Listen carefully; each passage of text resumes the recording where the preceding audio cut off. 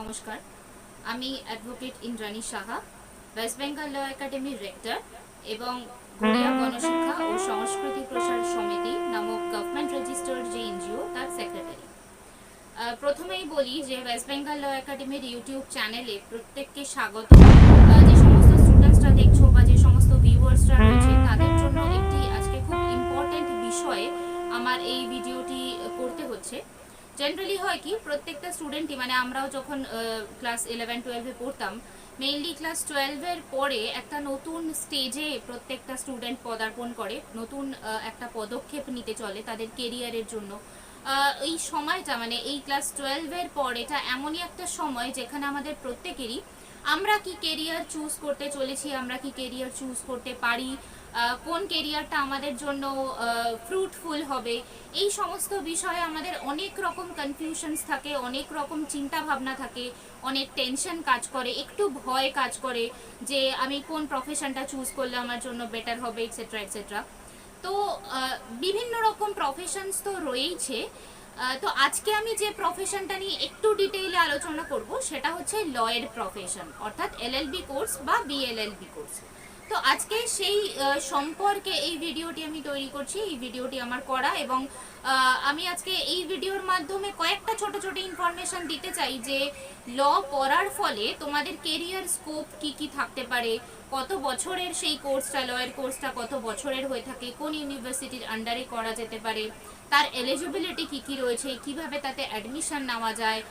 শুধু তাই নয়, তোমরা এই লয়ের কোর্স করার পর বা এলএলবি বা বিএলএলবি ডিগ্রি করার পরে তোমরা এক্স্যাক্টলি কি কি ফিল্ডে কাজ করতে পারো, সেখানের স্যালারি কেমন হয়ে থাকে, এই সমস্ত বিষয়ে আজকের আমার এই ভিডিওটি। এবং শুরুতেই বলবো একটু ধৈর্য ধরে ভিডিওটি স্কিপ না করে পুরোটা দেখো, কারণ অনেকগুলো গুরুত্বপূর্ণ ইনফরমেশন আজকে আমার এই ভিডিওটিতে থাকবে। আচ্ছা, তো ফার্স্টেই বলি যে যখন মানে ক্লাস 12-এর পরে যখন আমাদের কেরিয়ার নিয়ে ভাবনা চিন্তা করার সময় থাকে, আমরা অনেকেই বিভিন্ন রকম প্রফেশনে এগিয়ে যেতে চাই। কেউ ইঞ্জিনিয়ারিং করতে চাই, কেউ ডক্টরি প্রফেশনে যেতে চাই, কেউ বিবিএ এমবিএ এই প্রফেশনাল কোর্সগুলো করতে চাই। কিন্তু এর পাশাপাশিও একটা গুরুত্বপূর্ণ প্রফেশন হচ্ছে এই ল, অর্থাৎ লয়ের ফিল্ড বা আইন সংক্রান্ত বিষয়। কেন এটি গুরুত্বপূর্ণ, বা বাকি যে স্কোপগুলো রয়েছে, বাকি যে প্রফেশনগুলো রয়েছে, সেই প্রফেশনের সাথে লয়ের জায়গাটা কোথায়, লয়ের প্রফেশনে এক্স্যাক্টলি কাজটা কি থাকে, এই বিষয়টা নিয়ে অনেক রকম ভাবনা চিন্তা থাকে। নিশ্চয়ই যে কোনো রকম প্রফেশন, সেটা ইঞ্জিনিয়ারিং হয়ে থাকুক, এমবিএ বিবিএ যাই হয়ে থাকুক, ডাক্তারি হয়ে থাকুক, সমস্ত প্রফেশন আলাদা আলাদা বিষয়গুলো ডিমান্ড করে, আলাদা আলাদা ক্রাইটেরিয়া ডিমান্ড করে, আলাদা আলাদা ক্যারেক্টারিস্টিক্স ডিমান্ড করে, যেটা প্রত্যেকটা ইন্ডিভিজুয়াল ব্যক্তির মধ্যে থাকা উচিত। কিন্তু লয়ের প্রফেশনটাও কিন্তু আমাদের জীবনে একটা খুব গুরুত্বপূর্ণ ভূমিকা পালন করে। এবারে বলি যে লয়ের প্রফেশন যারা চুজ করতে চাইছো, মানে আফটার ক্লাস 12 যে সমস্ত স্টুডেন্টসরা মনে করছো যে না লয়ের প্রফেশনটা নিয়ে আমাদের এগিয়ে যাওয়া উচিত বা এগিয়ে গেলে সুবিধা হবে, অনেকেই বিভিন্ন কোয়ারি করো যে তাহলে কি কি কাজ করব। মানে এটা তো মানে যেটা হয় কি না, আমরা বাইরে থেকে বিভিন্ন মানুষের কাছ থেকে বিভিন্ন রকম ওপর ধারণা পেয়ে থাকি। এবার আসলে ফিল্ডটা কীরকম, এই ফিল্ডে তোমাকে কীভাবে কাজ করতে হবে, কি কি স্কিল ডেভেলপমেন্টের বিষয়গুলো রয়েছে, এইগুলো কিন্তু খুব ইম্পর্ট্যান্ট, এবং এগুলো কিন্তু খুব ইম্পর্ট্যান্ট ভূমিকা পালন করে। এগুলো সবার আগে একটু জানা দরকার। তাই সবার আগে বলবো যে লয়ের প্রফেশনটা নিয়ে মানে বা তুমি যদি লয়ের প্রফেশনটাকে চুজ করো, তাহলে এক্স্যাক্টলি কি কি স্কিল তোমাকে শুরুর থেকে ডেভেলপ করতে হবে। এবং আগেই বলে রাখি যে স্কিল তো একদিনেই ডেভেলপ হয় না, বা আমরা জন্মানোর পরেই আমাদের মধ্যে সমস্ত রকম গুণাবলী বর্তমান থাকে এমনটাও নয় কোন একটা স্পেসিফিক কেরিয়ার চুজ করার ক্ষেত্রে। কিন্তু যদি স্কিলগুলো সম্পর্কে আমরা ওয়াকিবহাল থাকি, তাহলে আমরা সেটাকে আস্তে আস্তে আস্তে আস্তে রিকভার করে নিতে পারবো, আস্তে আস্তে ডেভেলপ করে নিতে পারবো। তাহলে সেই সুবিধাটা কিন্তু আমাদের থাকবে যদি সেটা সম্পর্কে আমরা অ্যাওয়্যার থাকি যে না এই প্রফেশনটা এই বিষয়গুলো ডিমান্ড করে। তাই সবার আগে বলবো যে লয়ের প্রফেশনটা এক্স্যাক্টলি কি কি বিষয়গুলো বা কি কি ক্যারেক্টারিস্টিক্সগুলো ডিমান্ড করে থাকে। প্রথমেই যে ক্যারেক্টারিস্টিক্সটা বা প্রথমেই যে স্কিলটা আমাদের সবথেকে বেশি দরকার, সেটা হচ্ছে communication skill. That means how should I communicate to others people. এইটা কিন্তু খুব ইম্পর্টেন্ট যে আমি কিভাবে বাকিদের সাথে কথা বলবো, কিভাবে আমি কমিউনিকেট করব, আমি যেটা মনে মনে ভাবছি সেটাকে আমি বাকিদের কাছে কিভাবে বলবো। শুধু এইটুকুনি নয়, আরেকটা বিষয় খুব ইম্পর্টেন্ট, আমি কথা বলার আগে যেটা মোস্ট ইম্পর্টেন্ট সেটা হচ্ছে আমার উল্টো দিকের মানুষটি যে রয়েছে সে এক্স্যাক্টলি কি বলছে সেটা ভালো করে শোনা। দ্যাট মিনস কমিউনিকেশন স্কিলের মধ্যে একদিকে যেমন তোমার কথা বলার স্কিলটাও খুব ইম্পর্টেন্ট, তেমন এটাও ইম্পর্টেন্ট যে তুমি ঠিক কতটা শুনছো, অর্থাৎ তোমার লিসেনিং পাওয়ার, লিসেনিং স্কিলটা সেটাও কিন্তু খুব ইম্পর্টেন্ট। তাহলে এই ল প্রফেশনের ক্ষেত্রে এই স্কিলটা কিন্তু খুব ইম্পর্টেন্ট এবং আস্তে আস্তে সেটাকে ডেভেলপ করার দরকার পড়ে। নেক্সট যে স্কিলটা সেটা হচ্ছে অ্যানালিটিক্যাল স্কিল। অ্যানালিটিক্যাল স্কিল কি জিনিস, সেটা হচ্ছে অনেক সময় হয়ে থাকে কি আমাদের কাছে প্রচুর ইনফরমেশনস আছে, মানে আসে রেগুলার ওয়েতে, দেখবে প্রতিদিনের জীবনে প্রচুর প্রচুর ইনফরমেশন আমরা পেয়ে থাকি, প্রচুর প্রচুর ইনফরমেশন আমরা গ্যাদার করি। তাহলে আমাদেরকে সবার আগে বেছে নিতে হবে যে কোন ইনফরমেশনটা আমার এই কাজটা করার জন্য ইম্পর্টেন্ট, অর্থাৎ সব ইনফরমেশন তো আমার কাজে লাগবে না স্পেসিফিক পারপাসে, তাহলে আমার স্পেসিফিক পারপাসে আমি কোন ইনফরমেশনকে পুট ডাউন করতে পারি, এই বিষয়টা কিন্তু খুব ইম্পর্টেন্ট। নেক্সট যে স্কিলটা দরকার সেটা হচ্ছে রিসার্চ স্কিল। রিসার্চ স্কিল কি জিনিস, রিসার্চ স্কিল মানে হচ্ছে how should I deal with the problem which I am facing, that means which the client is facing, the problem must be identified by the lawyer. It is most important in this profession. যে ব্যক্তি তোমার কাছে প্রবলেমটা নিয়ে আসছে সেই প্রবলেমটা তোমাকে খুঁজে বার করতে হবে তার সলভিং মেথডটা কি, that means I should give the leadership how to solve the problem. এই কাজটা কিন্তু আমাদের এই প্রফেশনের জন্য খুব ডিমান্ড করে। নেক্সট যে স্কিলটা আরেকটা ইম্পর্টেন্ট সেটা হচ্ছে time management skill. Time management skill জিনিসটা কি, অনেক সময় এমন হয়ে থাকে যে ক্লায়েন্ট আমাদের কাছে আসছে, বলে দিচ্ছে যে না তার 7 দিনের মধ্যে এই ডকুমেন্টটা বা এই পেপারটা তাকে দিতে হবে, সাবমিট করতে হবে কোনো একটা অফিসে। তার মানে অবভিয়াসলি আমাকে 7 দিনের মধ্যেই কাজটা কমপ্লিট করে আমার ক্লায়েন্টকে সাবমিট করতে হবে।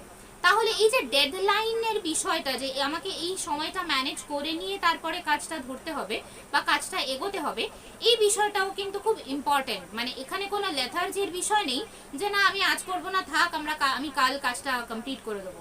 তুমি কাজটা পেয়েছো, তোমার কাছে কাজটা এসছে, তুমি স্যাঙ্গুইন হয়েছো যে না এই কাজটা নিয়ে তুমি ডিল করছো, that means you have to do it. এই মেন্টালিটিটা তোমার থাকা দরকার খুব বেশি পরিমাণে। তাহলে এই ল প্রফেশনটা এই স্কিলগুলোকে কিন্তু প্রচন্ড বেশি রকম ভাবে এই প্রফেশনে এই স্কিলগুলো খুব দরকার, ডিমান্ড করে। অন্যান্য প্রফেশনও এই পার্টগুলো ডিমান্ড করে, কিন্তু আমি জাস্ট লয়ের প্রফেশনটা নিয়ে আজকে আমি কথা বলছি যে লয়ের প্রফেশনটা এক্স্যাক্টলি কেমন হয়, কি কি কাজগুলো তোমাদেরকে করতে হবে, কি কি স্কোপগুলো তোমাদের রয়েছে। তাই ফার্স্টে আমি তোমাদের কি কি স্কিলগুলোকে ডেভেলপ করতে হবে এই প্রফেশনটা এগোনোর জন্য সেই বিষয়টা আমি ফার্স্টে ছোট করে বললাম। এরপরে আমরা যে পার্টে আসবো সেটা হচ্ছে যে কোন কোন ইউনিভার্সিটির আন্ডারে আমরা কিভাবে বিএলএলবি বা এলএলবি কোর্সটা করতে পারি। তো আমি বিভিন্ন ইউনিভার্সিটি রয়েছে, আমি ফার্স্টেই যেটা বলবো সেটা হচ্ছে ক্যালকাটা ইউনিভার্সিটির আন্ডারে। জেনারেলি হয় কি আমাদের সবসময় দেখবে একটা টান থাকে ক্যালকাটা ইউনিভার্সিটির প্রতি, কলকাতা বিশ্ববিদ্যালয়ের প্রতি, এটা আলাদা রকম একটা অদ্ভুত অনুভূতি কাজ করে, যেহেতু একটা হেরিটেজ, একটা দীর্ঘ সময়ের একটা প্রতিষ্ঠান। তো সবসময় আমাদের মেন্টালিটি থাকে না আমরা ক্যালকাটা ইউনিভার্সিটি থেকেই করব। তবে এটা নয় যে অন্যান্য ইউনিভার্সিটি থেকে করাটা একদম ভুল কাজ হবে, এমনটা একদমই নয়। সমস্ত ইউনিভার্সিটির আলাদা আলাদা ঐতিহ্য রয়েছে, আলাদা আলাদা ভাবে প্রত্যেকটা ইউনিভার্সিটি কাজ করে। তো প্রথমে আমি যেটা বলবো ক্যালকাটা ইউনিভার্সিটির আন্ডারে যদি কেউ বিএলএলবি করতে চাও তাহলে তার জন্য কি কি ক্রাইটেরিয়া থাকা দরকার। তো এটা ক্যালকাটা ইউনিভার্সিটির আন্ডারে যারা দেখছো, ধরো ক্লাস 12 সবে মাত্র পাস করেছো, ক্লাস 12 এর পরে তোমরা ক্যালকাটা ইউনিভার্সিটির আন্ডারে এন্ট্রান্স এক্সামিনেশনে বসতে পারো। এন্ট্রান্সের মাধ্যমে ক্যালকাটা ইউনিভার্সিটির আন্ডারে বিএএলএলবি কোর্সটা তোমরা করতে পারো। এটা 5 ইয়ার্সের কোর্স হয়ে থাকে, 5 বছরের কোর্স হয়।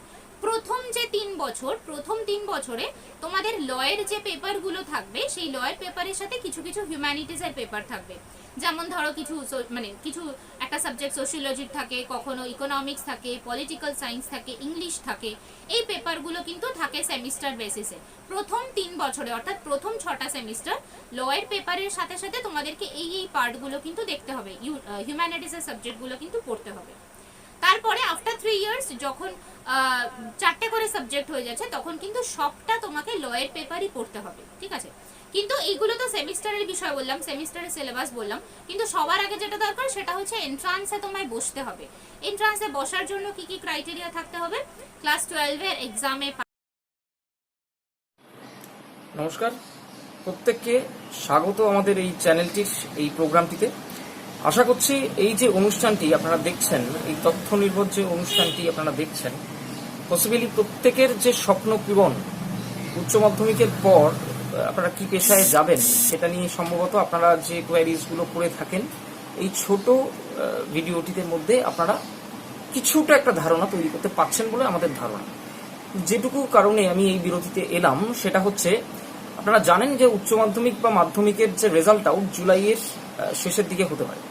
ফলে এই জাস্ট 1-1.5 সপ্তাহের মধ্যেই আমরা একটা লাইভ করেছিলাম, যে লাইভে পরিষ্কারভাবে বলা হয়েছে যে জে.কে দাস, অধ্যাপক জে.কে দাস ওপেন ইউনিভার্সিটির ল ডিপার্টমেন্টের যিনি দায়িত্বপূর্ণ একটা পদে রয়েছেন, তার সাথে আমি আলোচনা করেছিলাম জয়েন্ট এন্ট্রান্সের বিষয়ে। সেখানটায় যেটুকু আলোচনার একটা নির্যাস এসছে, সেখানটায় বলা হয়েছে যে উচ্চ মাধ্যমিকের রেজাল্ট আউট না হলে হয়তো জয়েন্ট এন্ট্রান্সের প্রসিডিওর আরও যে দ্রুতগতিতে এগোনোর কথা সেটা কিছুটা আস্তে এগোচ্ছে আর কি।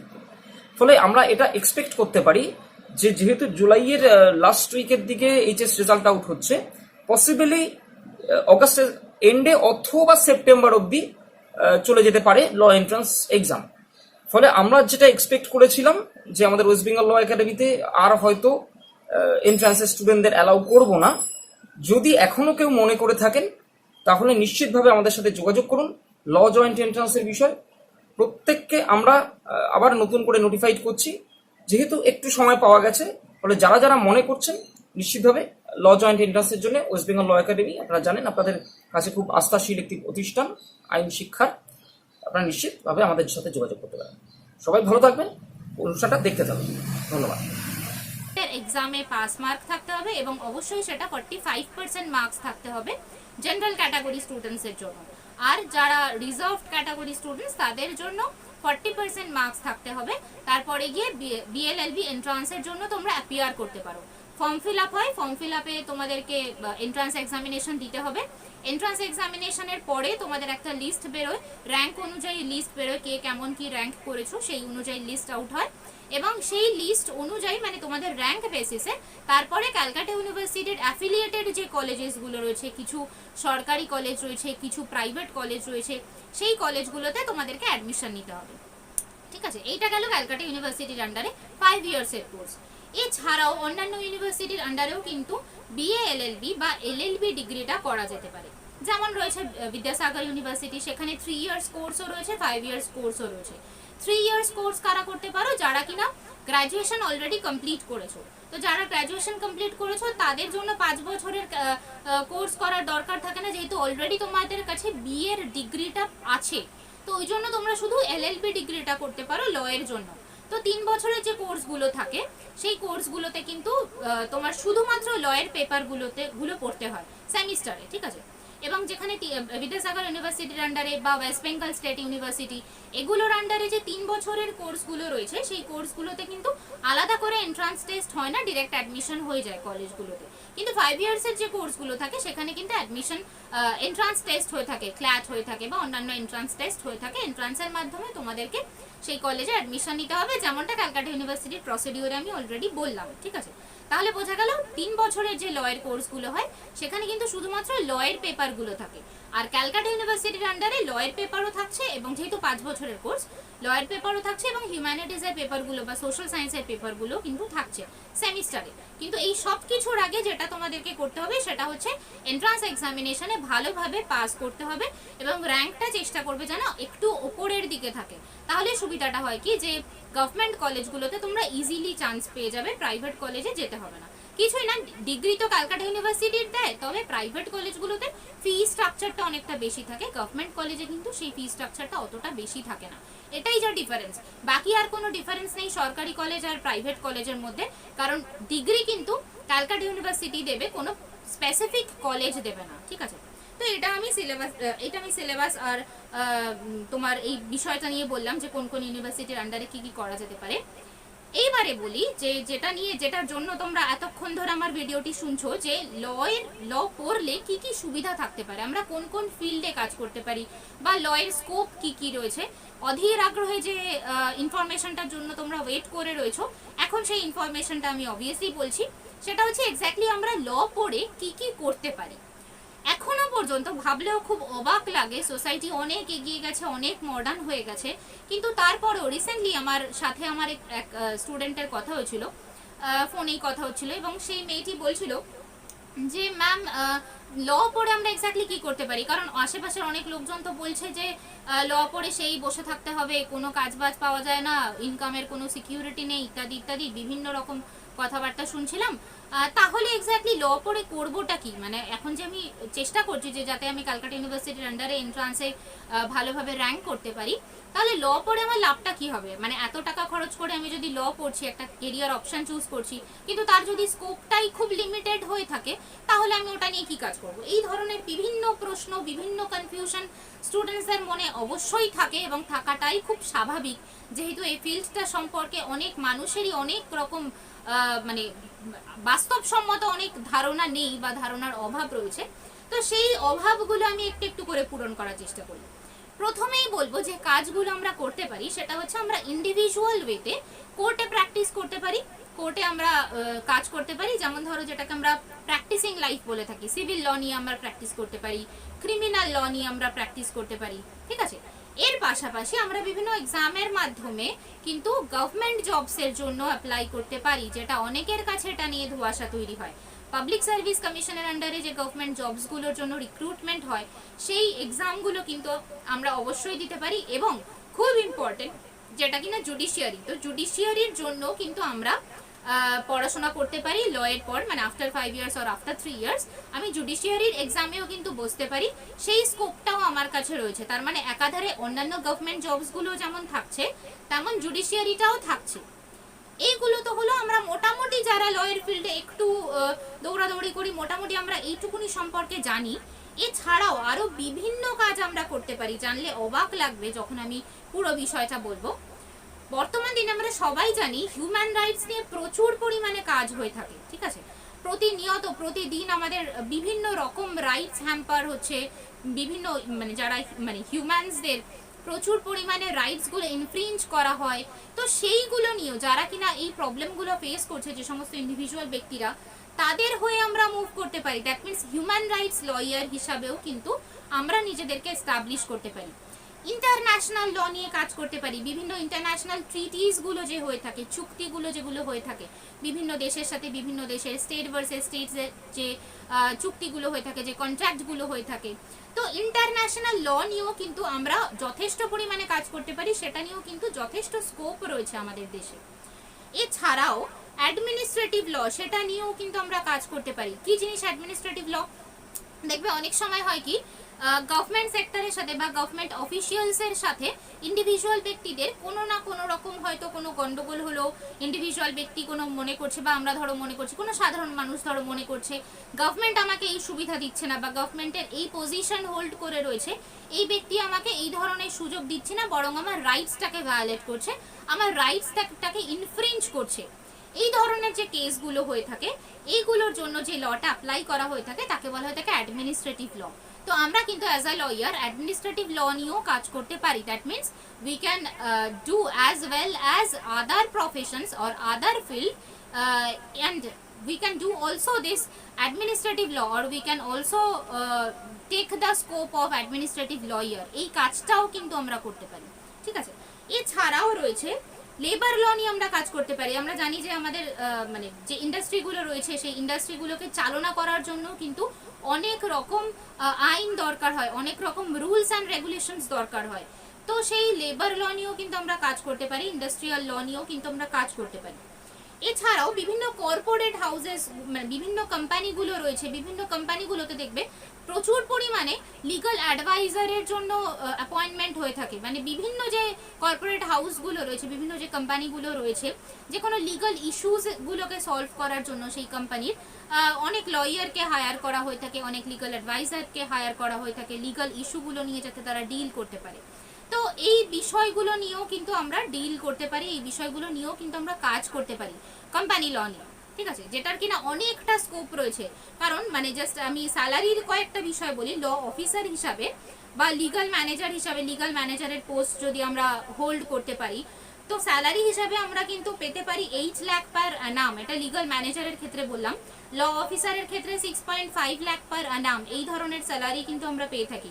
যেমন আমি একটু পরে সাইটটা বলে দিচ্ছি, কানাড়া ব্যাংকে যিনি ল অফিসার, মানে ল অফিসার নিয়োগের জন্য যে অ্যাডভার্টাইজমেন্টগুলো হয়ে থাকে, যে লিগাল অ্যাডভাইজার নিয়োগ করার জন্য যে ব্যবস্থাটা নেওয়া হয়ে থাকে, সেখানে স্যালারি কিন্তু 5.5 লাখ পার অ্যানাম, ঠিক আছে। ইন্ডিয়ান অয়েল, সেইখানেও কিন্তু স্যালারি হচ্ছে 1.8 লাখ পার অ্যানাম, যার আমি লিঙ্কটা একবার বলে দিচ্ছি, তোমরা নিজেরাও যাচাই করে দেখতে পারো ওয়েবসাইটে www.getmyunil.com। এই যে লিঙ্কটা, সেই লিঙ্কটা আমরা মানে শো করব, তোমরা চাইলেই সেই লিঙ্কটা বা স্ক্রিনশটটাও তোমরা দেখে নিতে পারো, তাহলেও তোমাদের সুবিধা হবে, নিজেরাই যাচাই করে নিতে পারবে। এবং তখন কি হবে না, আশেপাশের লোকজনের বা বিভিন্ন মানুষ যে বিভিন্ন কথা বলছে, সেই কথার ওপর তোমাদেরকে ডিপেন্ড করে থাকতে হবে না। এছাড়াও আরো যে স্কোপগুলো রয়েছে, আমরা ব্যাংকিং ল নিয়ে কাজ করতে পারি, ব্যাংকিং ল নিয়েও কিন্তু অনেকটা স্কোপ রয়েছে আমাদের দেশে কাজ করার মতো, ঠিক আছে। তাহলে এই সমস্ত বিষয়গুলো বললাম। এছাড়াও রয়েছে public prosecutor, legal public prosecutor কি জিনিস, যখন স্টেট ভার্সেস কেসগুলো হয়ে থাকে, কোনো ক্রিমিনাল কেস হচ্ছে, স্টেট ভার্সেস কেস হচ্ছে, তখন সাফারার যে ব্যক্তি সাফার করছে, তার হয়ে যে লয়ার কেসগুলোকে কোর্টে যে লয়ার কোর্টে কেসগুলোকে রিপ্রেজেন্ট করে, তাকে বলা হচ্ছে পাবলিক প্রসিকিউটর। তো পাবলিক প্রসিকিউটর হিসাবেও কিন্তু আমরা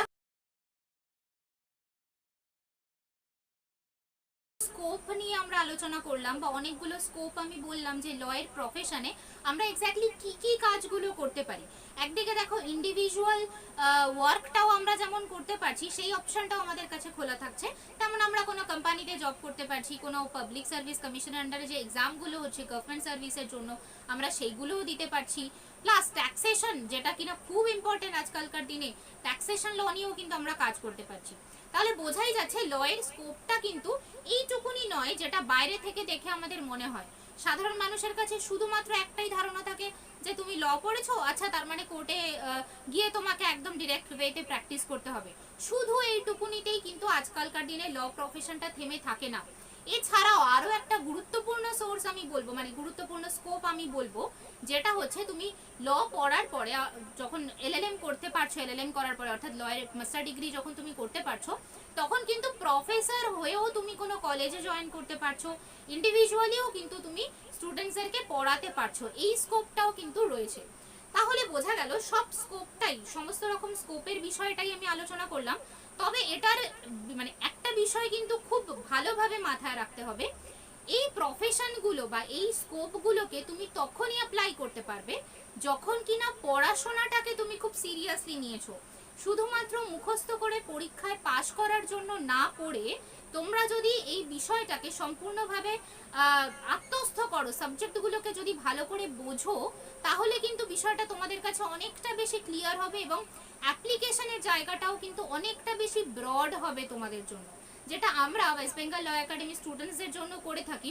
শুধু যে মুখস্থ বিদ্যা দিয়ে পরীক্ষায় পাশ করতে হবে, শুধু এইটুকুনিতেই আমরা বিশ্বাসী নই, এবং আমরা আমাদের ছাত্রছাত্রীদের কিন্তু শুধু এইটুকুনিতেই লিমিটেড রাখি না। আমরা সবসময় চেষ্টা করি যাতে তাদের ওভারঅল ডেভেলপমেন্ট হয়, ওভারঅল গ্রুমিং হয়। ঠিক যে কারণে আমরা প্রত্যেক মাসে মাসে ওদের মানে যারা স্টুডেন্টস ওয়েস্ট বেঙ্গল ল একাডেমি, তাদের প্র্যাকটিক্যাল ক্লাস দেওয়া হয়, যার মাধ্যমে তোমরা আফটার 5 ইয়ার্স বা আফটার 3 ইয়ার্স কোর্টে গিয়ে যেটা শিখবে, কোর্টে গিয়ে যে ড্রাফটিংগুলো শিখবে, কিভাবে মুভ করতে হয়, কিভাবে প্র্যাকটিস করতে হয়, কিভাবে কমিউনিকেট করতে হয়, যেটা আমি ভিডিও স্টার্টিংয়েই বললাম যে কমিউনিকেশন স্কিলটা খুব ইম্পর্টেন্ট। এই স্কিলগুলো কিন্তু প্র্যাকটিক্যাল ক্লাসের মাধ্যমে আমরা স্টুডেন্টসদেরকে ডেভেলপ করার চেষ্টা করি। তবে অবশ্যই স্টুডেন্টসদেরকে সেই বিষয়ে কিন্তু অনেকটা বেশি সাপোর্ট করতে হবে বা অনেকটা বেশি সেই বিষয়টাকে ইম্পর্টেন্স দিতে হবে।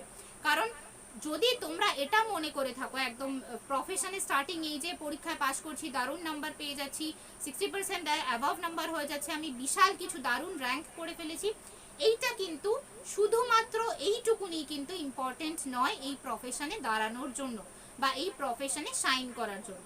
তাই এই বিষয়টা কিন্তু তোমাদেরকে খুব ভালোভাবে মাথায় রাখতে হবে।